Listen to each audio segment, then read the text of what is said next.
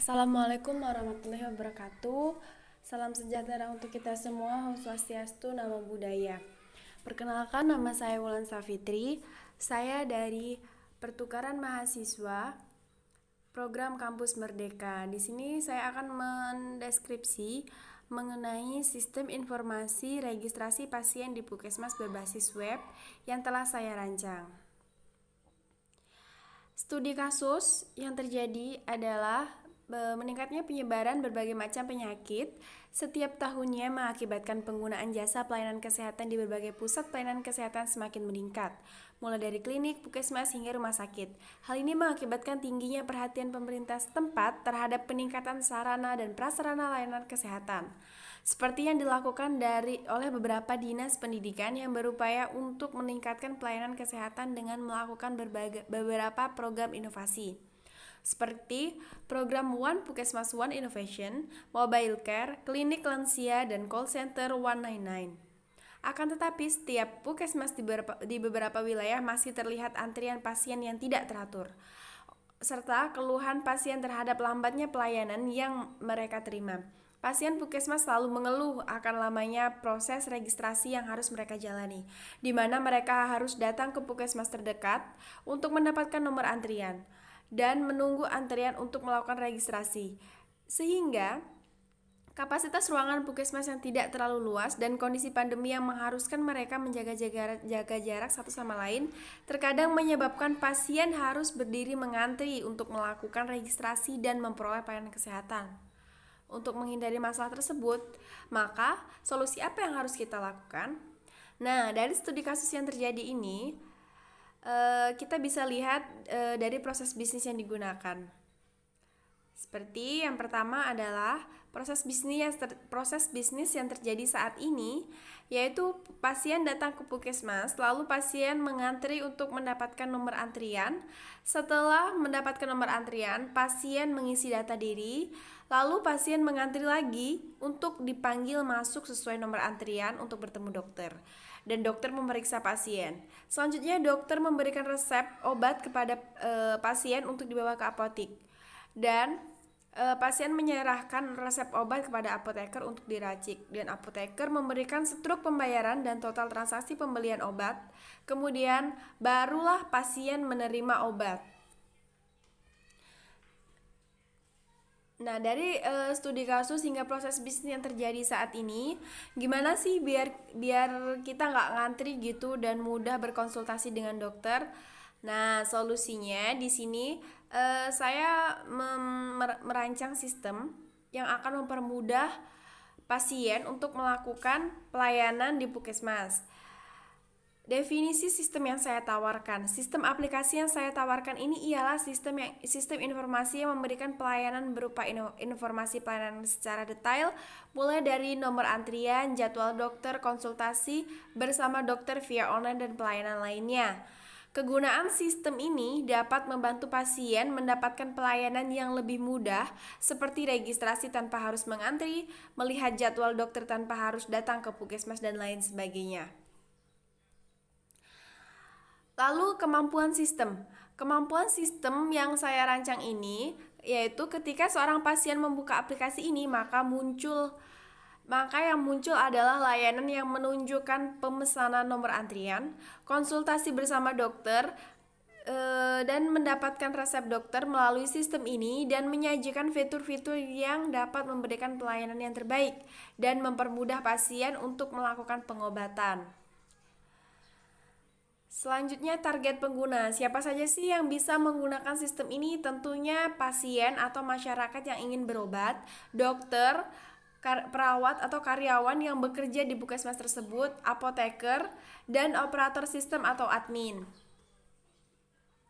Selanjutnya, kebutuhan fungsional. Kebutuhan fungsional dari sistem ini yaitu dapat mengakses pelayanan yang dibutuhkan, pemesanan nomor antrian, dapat mengetahui jumlah pasien dan dapat mengetahui jadwal dokter perharinya, pendaftaran untuk user yang ingin menggunakan fasilitas sistem, serta kustomisasi penawaran untuk user individu sesuai dengan minat dan kebutuhan user individu. Selanjutnya lingkungan operasi. Lingkungan operasi ini yaitu meliputi perangkat lunak apa sih yang digunakan. Jenis misalnya kita menggunakan jenis dan kegunaannya itu sistem operasi, maka perangkat lunak yang digunakan adalah Microsoft Windows 10. Terus jenisnya database, maka perangkat lunak yang digunakan adalah manajemen sistem atau DBMS, SQL server. Terus pengolahan kata, maka perangkat lunak yang digunakan adalah Microsoft Word 2010. Dan pemrogramannya, perangkat lunak yang digunakan HTML5, JavaScript, dan MySQL. Selanjutnya desain. Desain ini berupa DFD, IRD, dan interface. Berikut adalah desain DFD, data flow diagram, atau yang pertama diagram konteks yang merupakan aliran informasi. Di sini sistem informasi registrasi pasien di Puskesmas berbasis web. Nah, di sini dokter login dan menginputkan data dokter. Kemudian, dokter mendapatkan informasi data pasien dan ruangan. Admin menginputkan nomor antrian dan ruangan. Dan admin mendapatkan info data obat, info data dokter, dan info data pasien. Pasien login ke sistem lalu menginputkan data pasien dan pasien mendapatkan nomor antrian. Apoteker login lalu menginputkan data obat. Selanjutnya DFD level 1. DFD level 1 ini adalah penjelasan yang lebih rinci mengenai diagram konteks. Nah, di sini usernya adalah admin, dokter, pasien, dan apoteker. Jadi di sini terdapat registrasi serta proses. Yang pertama admin login lalu menginputkan nomor antrian ke registrasi. Kemudian dokter, apoteker, dan pasien. Dokter, apoteker login di proses registrasi. Pasien login dan mendapatkan nomor antrian dari proses registrasi. Selanjutnya adalah proses konsultasi dan pemeriksaan terhadap dokter dan pasien. Di sini pasien menginputkan data keluhannya, lalu diproses dan kemudian diterima oleh dokter. Dokter kemudian membuat laporan pelayanan dan disimpan di database laporan. Kemudian pasien dan apoteker. Di sini pasien dan apoteker melakukan proses transaksi pembayaran, di mana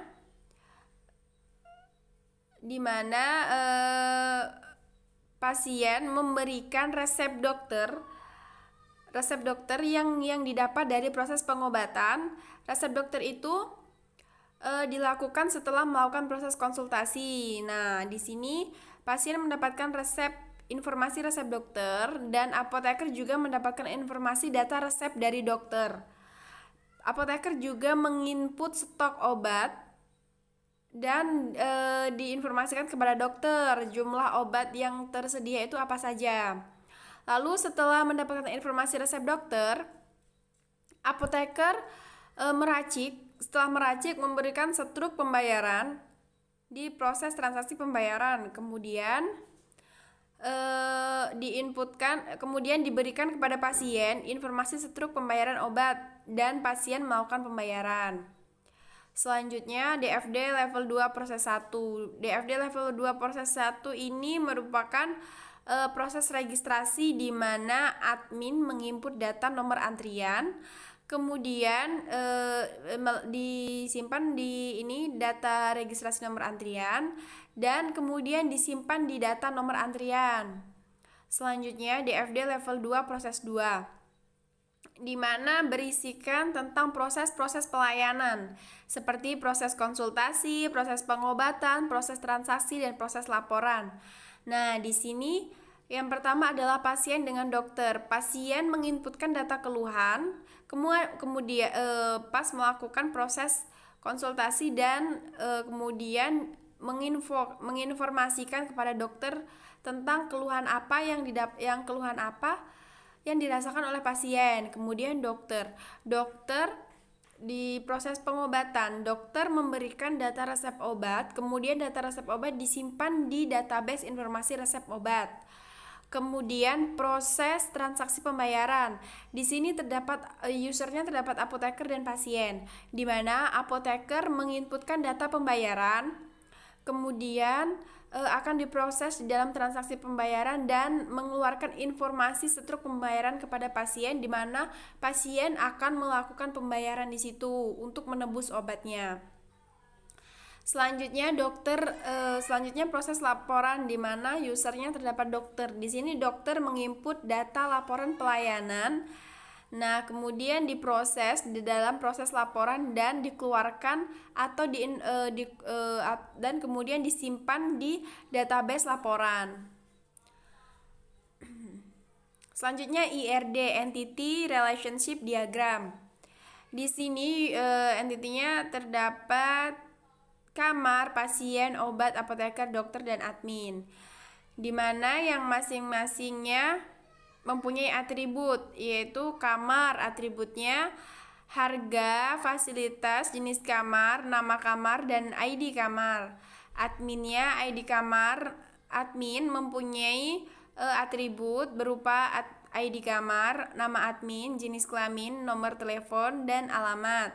Dokter mempunyai atribut ID dokter, spesialis, nama dokter, nomor telepon, alamat, jenis kelamin. Apoteker memiliki atribut berupa jenis kelamin, alamat, nomor telepon, nama, dan ID apoteker. Obat memiliki atribut kode obat, nama obat, jenis, masa berlaku, dan tahun produksi. Pasien memiliki atribut ID pasien, nomor telepon, jenis kelamin, nama pasien, alamat, nomor antrian, dan tanggal lahir. Di sini hubungan antara pasien dan kamar. Di sini kita melihat hubungan yang paling banyak adalah mengelola antara admin mengelola kamar, admin mengelola pasien, dan admin mengelola dokter, di mana admin mengelola banyaknya kamar untuk ditempati oleh pasien, dan admin mengelola banyaknya pasien untuk diperiksa dokter. Kemudian admin juga mengelola data-data dokter. Kemudian hubungan antara pasien dan kamar. Di sini satu kamar ditempati oleh satu pasien sesuai dengan fasilitas atau jenis kamar yang diinginkan. Kemudian dokter memeriksa pasien. Setelah itu apoteker diperlukan oleh dokter untuk meracik obat-obatan yang akan dikonsumsi oleh pasien. Selanjutnya interface, desain interface. Di sini desain interface yang pertama, tampilan pertamanya akan berupa username dan password yang sudah didaftarkan. Kemudian login. Nah, setelah login maka diberi pilihan who are you, diberi pilihan seperti pasien, siapakah yang login di dalam aplikasi ini, apakah user itu sebagai pasien, dokter, atau apoteker. Nah, jika user sebagai pasien, maka diharapkan untuk menginput data-data seperti nama, jenis kelamin, agama, tanggal lahir, umur, alamat, pekerjaan, nama dokter spesialis yang akan dikunjungi, keluhan, serta tanggal masuk, dan NIK. Kemudian pasien diharapkan untuk mensubmit data atau delete. Jika delete berarti pasien tidak akan melakukan pelayanan. Jika submit berarti pasien akan melakukan pelayanan. Selanjutnya dokter, sama halnya dengan pasien, dokter juga diharuskan untuk menginput data seperti kode dokter, nama, spesialis. Maksud dari spesialis ini adalah dokter spesialis tertentu, nomor telepon, dan alamat. Selanjutnya di delete atau di submit. Dan kemudian user sebagai apoteker. Di sini apoteker juga diharuskan untuk mengisi data seperti kode apoteker, nama, nomor telepon, dan alamat. Yang terakhir, ini ketika